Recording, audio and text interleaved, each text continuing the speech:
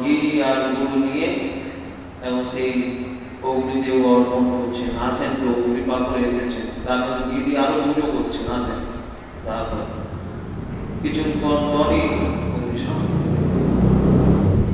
সেরকম নাম নেই। এরকম কত ভক্তদের জীবনে আছে, রোগ রূপে ভগবান আসেন তোমার ভোগ করাবার জন্য। রোগ রূপে ভগবান আসে, ভোগ আদি তাড়াতাড়ি এই সমস্ত ভোগ কষ্ট আদি ভোগে নিয়ে এরপরে যেন ভগবানের কাছে সে তাই বললেন যে আপনার যত এই দুঃখ ক্লেশ, এমনকি দুঃখ ক্লেশ কেটে যায় ভক্তের জীবনে, ভক্তের জীবনে আরো বেশি আছে। ভগবানের ভজন যে করে তার আর বেশি আছে। কেন কি যখনই ভগবানের ভজনে নামে তখনই, এখন ভজনের মধ্যে রয়েছে, তখন ভগবান তার পূর্বে যত প্রারব্ধ কর্ম হয়, সমস্ত রোগ শোক দুঃখ আদি সব সংক্ষিপ্তে তার সামনে ফেলে দেয়। এখন ভজনের মধ্যে রয়েছে যত তার এখন সামর্থ্য আছে, ভজনের মধ্যে রয়েছে সব ভোগ করে নি। আর এরপরে সমস্ত ভোগ হয়ে গেলে, সমস্ত মিটে গেলে, তখন এই জন্ম হোক পরের জন্ম হোক, এরপরে তো ভগবত ভজনার মধ্যে থাকবে। আর যারা পাপীরা হয়, দেখা যায় যারা পাপ কর্ম করছে তারা খুব সুখী আছে, তাদের বিধান হয়।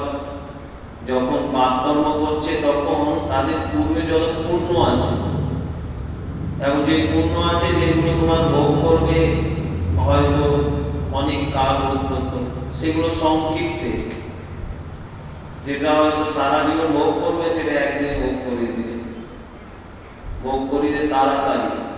এই জন্য পাপ কর্ম যারা করে, না অনাচার প্রবিচার কিছুই মানে না, যেমন ইচ্ছা চলছে, তাদের জীবনে সুখ আছে, খুব আনন্দে আছে, যা ইচ্ছা তা করবে, কিন্তু আরামসে খাচ্ছে দাচ্ছে মজ মস্তি করছে।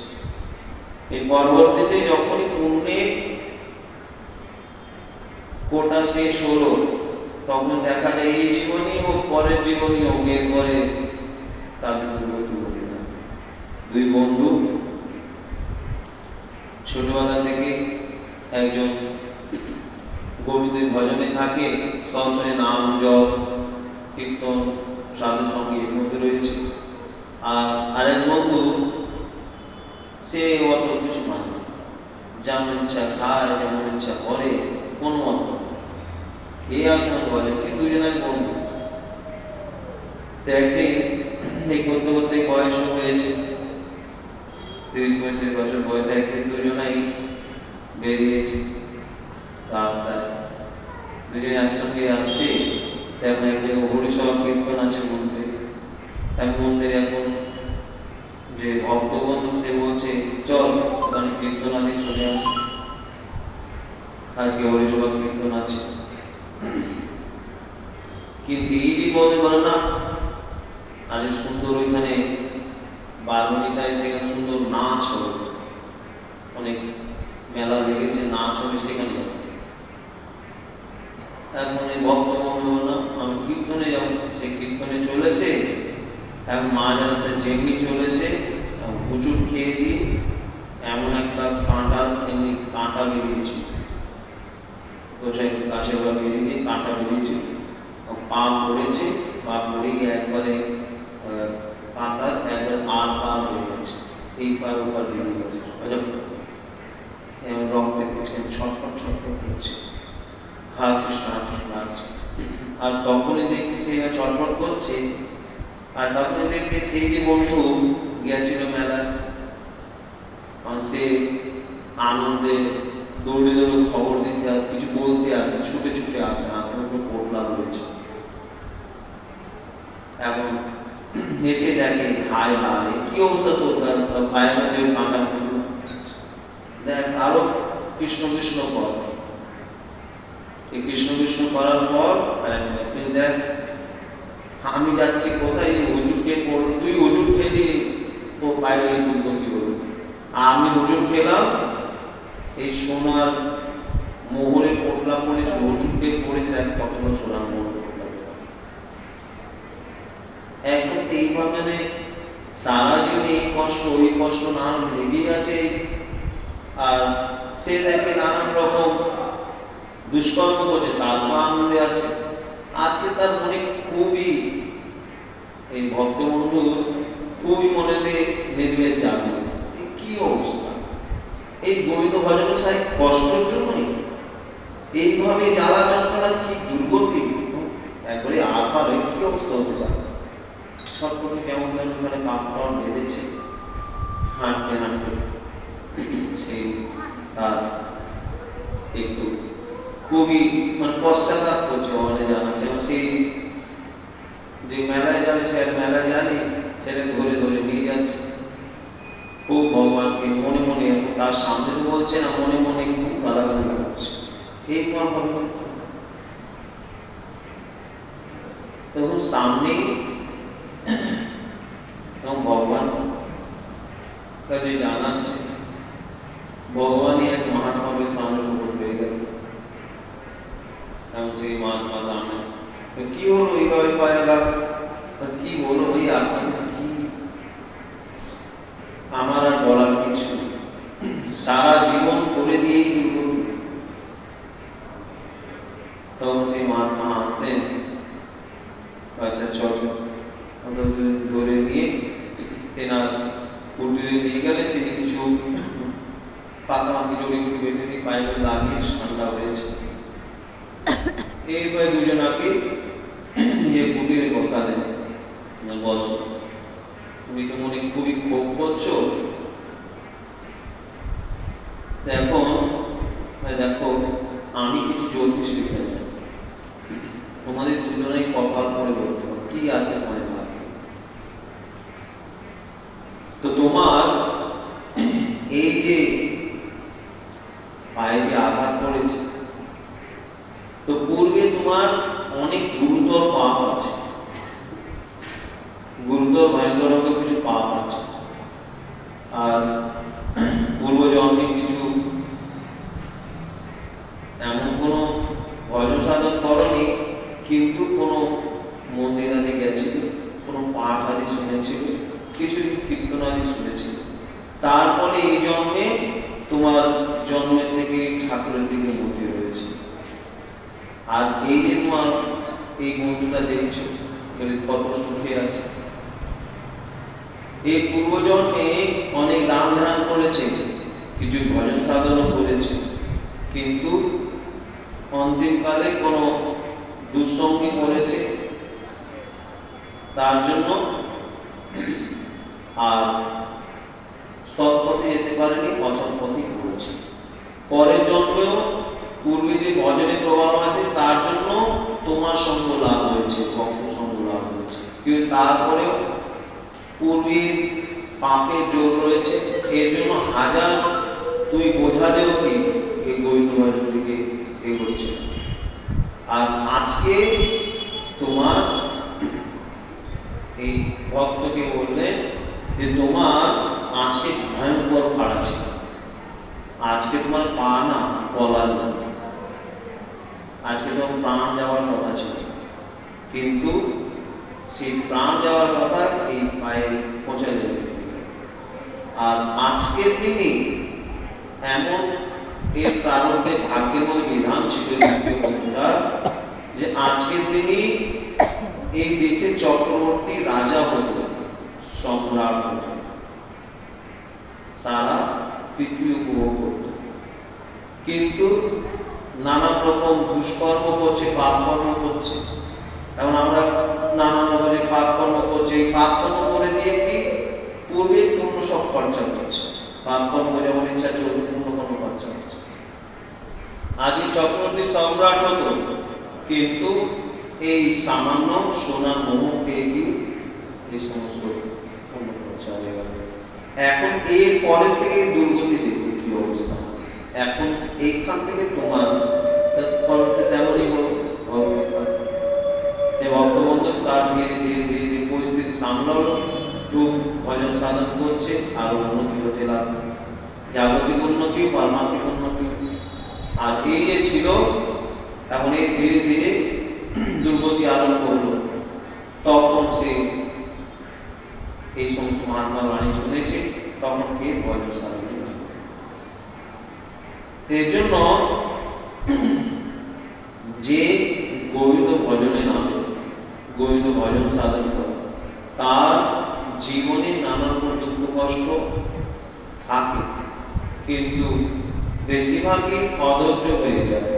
কিন্তু তা নয়, ভজন মার্গে ধৈর্য যত কিছুই আসে, কেন কি মায়া আছে, তো কখনোই তোমার সাহায্য করে বাধা দিতে চেষ্টা করবে, কিন্তু সমস্ত এগিয়ে গিয়ে গোবিন্দ ভজনের দিকে এগিয়ে গেলে তখন এই মায়াই সাহায্য করে।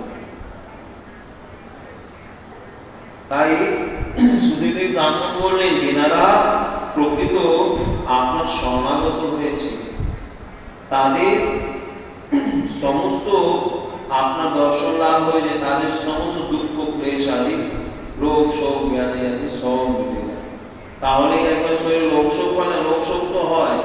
সিদ্ধ মহাত্মাদের রামকৃষ্ণ পরমহংস, তিনি সিদ্ধ এখন সাক্ষাৎ কালী কথা বলতেন, গলায় ভেসা ছিল। কত মহাত্মা সিদ্ধ পুরুষ আছেন, সাক্ষাৎ ভগবান কথা বলেন, কিন্তু তেনাদের কত রকম রোগ ব্যাধি থেকেছে। রোগ আদি ভোগ আছে, ভোগে গিয়ে সমস্ত কেটে গিয়ে ভগবত ধামে চলে যাবেন, তেনাদের আর পুনরাবৃত্তি এই জগতে হবে। তাই বলে হে ভগবান, রাগ আদি,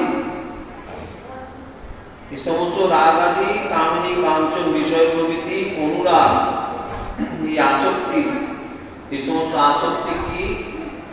এই কামিনী কাঞ্চন, এই সমস্ত আসক্তি গুলো কি হলো? তাকে বলেছে তস্কর, চোর। চোর, এই চোরগুলো কি করে? গোবিন্দের ভজনের দিকে অনুরাগ হতে দেয় না, গোবিন্দের নামের দিকে অনুরাগ হতে দেয় না, গোবিন্দের কথা দিকে অনুরাগ হতে দেয় না, সেখানে টেনে দিয়ে অন্যান্য দিকে। ভালো ভজনে গোবিন্দের সৎসঙ্গ সাধু কথা এসেছি, কৃষ্ণ কথা শুনতে এসেছি, গোবিন্দ মন্দিরে এসেছি, কৃষ্ণ কথা বলবো, কিন্তু এইখানেও এসে আকর্ষণ, অমুকের এই হয়েছে, অমুকের হয়েছে, নাম নিন্দা চর্চা, তোমার তো আকর্ষণ করে থাকে। এই চোরের ন্যায় আপনার প্রতি জীবের অনুরাগ আর আত্মস্বরূপ জ্ঞান মনেও হরণ করে। আপনার যে ভজনে যে মনটা লাগবে সেটাকে হরণ করে আর অসৎ দিকে লাগিয়ে দেয়। আর এই যে গৃহ ঘর, গৃহকে আমরা কারাগার মনে করি, কত কষ্ট, কত দুঃখ, ঘরে সংসারে থেকে ভজন হয় না, বাধা বিঘ্ন আছে। সেই রাজস্থানে এক মহিলা ভক্ত হয়েছে সুখবাই। এই সুখবাই রাজস্থানে ছিলেন, তেনার বিয়ে হয়েছে, বিয়ে হওয়ার পরে স্বামী সংসারে এসেছে। এইখানে এসে বিয়ে হওয়ার পর থেকে শ্বশুর শাশুড়ি স্বামী তিন জনাই তার খুব অনাচার, খুব একবারে সীমা, খেতে করতে তো খুবই কষ্ট। এরপরে সারাদিন খাটি নয়, তারপরে কিছু করে না, কিছু করে না। দিনে দুপুরে একটু বিশ্রাম, তাও বিশ্রাম করতে দেয় না, কাজ করে। রাত্রেও ঘুমাতে ঘুমাতে রাত্রি 12টা 1টা, সকালে 3টা, সারাদিন কাজ কর্ম, নানা রকম দুঃখ অশান্তি মান, গায়ে হাত তো সবসময় ঘুরতে থাকে, শ্বশুর শাশুড়ি স্বামী সব। কিন্তু সুখবাই মনে মুখে কখনো শব্দ, এই সবসময় কৃষ্ণ কৃষ্ণ কৃষ্ণ কৃষ্ণ জপ করে। ছোটবেলা থেকে গরিব ঘরে পেয়েছিলেন, মা বাবা ছোটবেলা মারা গেছে। ছোটবেলা থেকে ভজনের দিকে, ঠাকুরের নামের দিকে অনুরাগ, তেমন খুবই ভগবানের ভজনে লেগে থাকে। আর সবসময় কৃষ্ণ নাম, কৃষ্ণ কীর্তনে, বাইরে বলতো এই কৃষ্ণ কীর্তন, কৃষ্ণ ভজন করবে, একটু ঠাকুর চরণ তুলসী দেবে, তাও নেই। সেও দিতে গেলে এখন শ্বশুর শাশুড়ি নানান ভাবে অত্যাচার। একদিন এইভাবে যাচ্ছে সব জায়গায় কীর্তন আদি হয়ে যায়, কোথায় কীর্তনে যেতে পারে না। একবার একটি পুকুরে কাপড় কাচতে গেছে, কাপড় কাচতে গিয়ে সেখানে শুনছে একটি কীর্তনের দল দ্বারকায় যাচ্ছে। দ্বারকায় পৌঁছাবে তার ইচ্ছা খুবই। এইখানে যে ঘরে এসে এখানে গৃহশৃঙ্খল বন্ধ রয়েছে, 5-7 বছর এখানেই রয়েছে, আর কোথাও নড়াচড়া নেই, কোনো জায়গায় যাওয়া নেই। সারা দিন রাত্রে কাজ, মারধর, তিরস্কার। এখন তো এই সুখভাই খুবই ইচ্ছা যে যাবে কীর্তনে, তিনি কাপড় কাচ্ছেন, তাহলে যেমন চলে গেলেও কি অবস্থা হবে, আর দুর্গতি। তাই কাপড় কেচে দিয়ে বাড়িতে ফিরছেন, তখনই একজন মহিলার সঙ্গে আরেকজন মহিলার সঙ্গে দেখা হল। ভগবানই এসেছিলেন। তিনি বলে, তোমার খুবই ইচ্ছা যে দ্বারকায় যাবে দর্শন করতে, যাও। আমি কি করে যাব, এখানে সব রয়েছে কাজকর্ম, কাপড়, আমি দেখে নেব। না না, মানে এরপরে এখন বাড়িতে এসেছে, সেখানে কীর্তনের সংকীর্তনে দলের সব অনেকক্ষণ ছিল, তারা ওখানে কিছু কীর্তন আনন্দ করেছে, সেখানে অনেক ছিল, অনেক দেরি হয়ে গেছে আসতে। আমি বাড়িতে এসে এখন মারধর শুরু করেছি, আর তখনই বলেছে আমি একটু সেখানে দ্বারকা যাত্রীরা যাচ্ছে তাদের সঙ্গে যাব, আর তো যাই না, মেরে ঘুরে যদি চলে যায় বেঁধে রেখে দিয়ে বড় আর যেতে দেবে না, কোথাও না যায় যাবে। এবং বেঁধে বেঁধে হাত পা সব লাল করে দিয়েছে, আর বেঁধে বেঁধে তেমন মনে মনে কোনো কষ্ট নেই, নাম প্রচেষ্টা করতে ইচ্ছে, কৃষ্ণ কৃষ্ণ কৃষ্ণ করছে, সেখানে বাধা করে রয়েছে। তখনই সেই মা ফের এসেছে, যে মায়ের সঙ্গে দেখা হয়েছে রাস্তায়, এসে আমি বললাম তুমি যাও, আমি সামলে নেব, এখন তুমি যাও, খুবই ইচ্ছা হয়েছে তুমি যাও, আমি এখানে তোমার ভাগে বাধা আমি পড়ে আছি। এখন সুখভাই তাই বললে, অনেক বলছে, সুখভাই ঠিক বলে দিলেন। এখন ভগবান সেই মহিলাগুলি সেখানে বাধা বেঁধে দিয়ে যান, একটা খাম্পা দিয়ে বেঁধে দিয়ে সুখভাই চলে গেল আনন্দে, দ্বারকায় পৌঁছেছে। দ্বারকায় পৌঁছে গিয়ে সেখানে দ্বারকানাথের দর্শন করে আনন্দ কীর্তন করতে করতে সেখানে শ্রী কীর্তন মন্দিরের সঙ্গে পৌঁছেছে। তিনি দ্বারকানাথের দর্শন পেয়েছে, আনন্দে আত্মহারা। সেখানে নৃত্য করতে করতে করতে করতে সেখানে তেনার শরীর ত্যাগ হয়ে গেছে। প্রায় 3-4 দিন পরে পৌঁছেছে দ্বারকা। এইখানে এমনি সুখভাই স্বরূপে ভগবান বাধা রয়েছে। দিন আগে কিছুক্ষণ পর ভগবান সাক্ষাৎ মন পরিবর্তন হওয়ার কথা। এখন যে সুখভাই অত্যাচার করতে আমাকে ওই সামনে যে অনেকক্ষণ বাধা রয়েছে, খুলে দিয়ে এরপর যেমন তেমন করছে, তাও যোগাযোগ আছে। এবার করতে করতে প্রায় 10-12 দিন পর সুখভাই দিন রয়েছে, ভগবানই রয়েছে সুখভাই রূপে।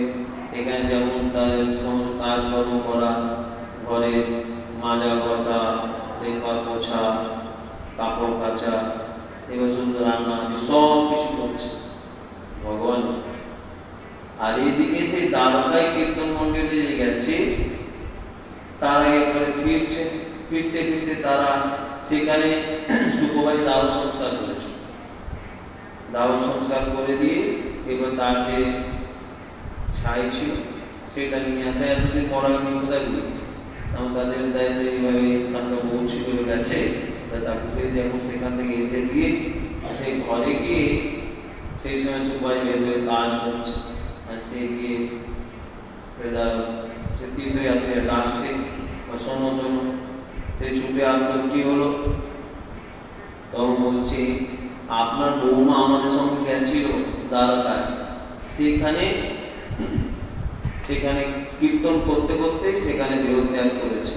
তার সেখানে দাও বলেছে, কি বলে মাথা খারাপ হচ্ছে, আমাদের বৌমা তো ঘরের ভেতরে আছে। তখন যেরকম দেখেনি না শোনার সঙ্গে সব একসঙ্গে প্রায় রয়েছে 60-70 জন একসঙ্গে, সবাই একসঙ্গে বলছে। তখন বিশ্বাস না করে যাবে, তাহলে এইটা কে? ভেতরে গিয়ে দেখে আর সেখানে আর কেউ ঘরে কাজ, সেখানে আরেকজনে সেখানে চরণ চিহ্ন রয়েছে ভগবান। আজ ওই চরণ চিহ্ন দ্বারকায় কি গ্রাম, সেখানে আজ রয়েছে সে সুখ। এই জন্য যতক্ষণ ভগবানের প্রতি অনুরাগ না হয়, গোবিন্দের অনুরাগ না হয়, ততক্ষণই ঘর গৃহবাদী এটা কারাগারের মতন লাগে, যেখানে আমাদের ভজন হয় না, সাধন হয় না। যদি ভজন যদি করা হয়, সে সব জায়গায় করতে পারবে, নাম সব জায়গায় করতে পারবে। আর যদি কেন কি মনে যদি ভজন রয়েছে, মন দ্বারা বলতে চিন্তন করতে পারছে, তাহলে একবারে গোপীদের কেমন গৃহ সব গৃহ থেকে দিয়েও ভজন করছে সুখময়। এমন অনাচার অত্যাচার তারপরে ভজন করেছে। এই জন্য কারাগার বা বন্ধনাগার আর হয় না, ততদিন পর্যন্তই এই গৃহ তখন আর বন্ধনাগার সব গোবিন্দ স্বরূপ মনে হয়। জীবের অনাত্ম বস্তুতে আত্মবুদ্ধি রূপ আমি আমার দৌড় মোহ ততবার পর্যন্তই পারবন্ধন শৃঙ্খলা হয়ে থাকে, যতদিন পর্যন্ত মানুষ নিজেকে ভগবানের নিজের জন না বলে না। যখনই মেনে নিল আমি ভগবানের, আমি গোবিন্দের, সংসার আমরা মেনেছি কি আমি ছেলের মেয়ের বউ সংসারে এখানকার এই সম্বন্ধ ওই সম্বন্ধ মেনে রেখেছি। কিন্তু যখনই সমস্ত ছেড়ে দিয়ে একমাত্র গোবিন্দই আমার আর গোবিন্দরই আমি, তখনই এই সমস্ত দৃঢ় শৃঙ্খল বদ্ধতা কিছুই থাকে। ভক্তিমান ভক্ত বলে পরিচয় দিবার অযোগ্য থাকে যতদিন শুদ্ধ ভক্তি না হয়ে থাকে। আর এর জন্য এই প্রসিদ্ধ মন্ত্র বলেছেন যে কৃষ্ণায় বাসুদেবায় হরে পরমাত্মনে প্রণত ক্লেশনাশায় গোবিন্দায় নমঃ। আপনি বেদ প্রতিপাদ্য, বেদ স্রষ্টা আর বেদবিদ গোবিন্দ এবং আপনাতে প্রণত আর শরণাগত ভক্তজনগণের সমস্ত প্রকার ক্লেশ ভয় শোক সকল দুঃখের মূল কারণ অজ্ঞান বা অবিদ্যা সমস্ত হরণ করে দেয়। দুঃখ কতক্ষণ? অজ্ঞান কি? শরীর আমি, শরীরটা আমার। এখন জামা আমি পরে রেখেছি, জামাটা ছিঁড়ে গেছে, ছিঁড়ে গেলে সে জামাটা কি ছিঁড়ে এখন পুরনো হয়ে গেছে, নোংরা হয়ে গেছে, হয় ধুয়ে দাও, ছিঁড়ে গেছে পাল্টিয়ে দাও। কিন্তু না, এখন জামাটা ছিঁড়ে গেল, কান্নাকাটি হচ্ছে, জামা ছিঁড়ে গেল, কি করে চলবো, কি করবো? আমি জামা ছিঁড়ে গেল পাল্টিয়ে দাও, রেখে দাও। সেই প্রকারই শরীর কারোরই ঠিক থাকে না, পরপর পাল্টাতে, জন্মান্তর পাল্টাতে। কিন্তু শরীরটাকে মেনে নিয়ে দুঃখ হয়ে গেল, রোগ শরীরটাকে আমার মেনে নিয়েছি, আমি শরীর আছে, শরীরটাকে আমি মেনে নিয়ে দুঃখ কষ্ট পাচ্ছি। এই জন্য যখন নাম একবার অনবরত গোবিন্দের নাম গোবিন্দ স্মরণ করতে করতে এক অবস্থা এমন আসে, তখন আর শরীরের দুঃখ শোকের দিকে মন যায় না। এমনি জগতে যারা টাকা পয়সার জন্য দৌড়াচ্ছে, সেই এমন আছে সেই রাত্রে 3টার সময় বেরিয়ে যায়, রাত্রে 11টায় ঢোকে, সারাদিন শীত গ্রীষ্ম বর্ষা সব দেখে, ট্রেনে যাচ্ছে আসে কিসের জন্য? টাকার জন্য। শরীর দিকে তাকায় না, যত দুঃখ হোক যতই কষ্ট হোক, টাকা আনবে, মাছ মিলে 20, 30, 50 হাজার টাকা পাবে, তার জন্য কোনো দিকে শরীর থেকে লক্ষ্য থাকে না। তো গুরুত্ব কোথায়? টাকা দম। সেরকম কত স্ত্রী পুরুষ আসক্ত হয়ে যায়, কত দুঃখ দিচ্ছে, কত কষ্ট পাচ্ছে, কত শাস্তি পাচ্ছে, তারপরে সেটাই গুরুত্বপূর্ণ, তখন শরীর থেকে মন থাকে না। সেরকমই যখন একমাত্র গোবিন্দই মুখ্য হয়ে যায়, তো গোবিন্দই আমার, তখন শরীরে কি হয় না হয় কোনো মতো থাকে। এমনি তো জাগতিক বস্তুর মধ্যে আসক্তি থেকে যদি জাগতিক ধন সম্পত্তি আসক্ত হয়েছে সেদিকে চিন্তা, তাহলে শরীর নষ্ট হয়, শরীর মধ্যে মুখের ক্লান্তি নষ্ট হয়ে যায়, শরীর দুঃখ কষ্ট আসে। কিন্তু যখন গোবিন্দের দিকে আসক্তি হয়ে যায়, একমাত্র গোবিন্দ ভজনে লেগে যাবে, তখন আহার অনাহার সেদিকে লক্ষ্য করে, তারপরে শরীরটা চলে যায়। সরল গোস্বামী, আমরা দিনে একবেলা আহার না হলে চলে, তিন বেলা 4 বার না হলে চলে না। আর সরল গোস্বামী তিনি একবার আহার করতে, তাও সারাদিন ভজন ভজন ভজন, কি হয় শরীর হয়। এর জন্য দুঃখের মূল কারণ অজ্ঞান, অবিদ্যা এই সমস্ত হরণ করে নেয়। সেই প্রণত জনে ক্লেশ নাশকারী মুক্তিদাতা অভয়দাতা গোবিন্দ আপনাকে বারংবার নমস্কার করে প্রণাম করুন। এবার গল্প শুরু বর্ণনা করে